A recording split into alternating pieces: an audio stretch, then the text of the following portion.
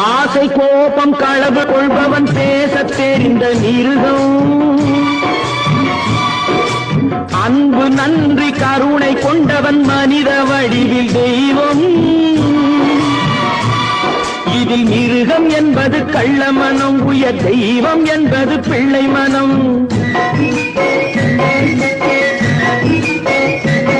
இந்த 6 கட்டளை அறிந்த மனது ஆண்டவன் வாழும் வெள்ளை மனம்.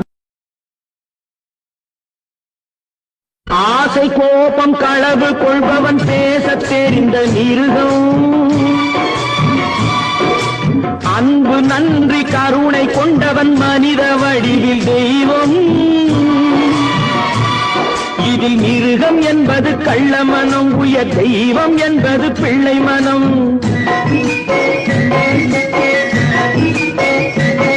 இந்த 6 கட்டளை அறிந்த மனது ஆண்டவன் வாழும் வெள்ளை மனம்.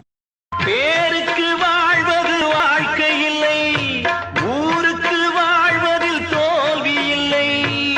ஆனந்த கண்ணீரில் அபிஷேகம் நான் செய்தேன், என் கண்ணில் ஈரமில்லை. ஒரு கூட்டு கிளியாக ஒரு தோப்பு குயிலாக பாடு பண்பாடு.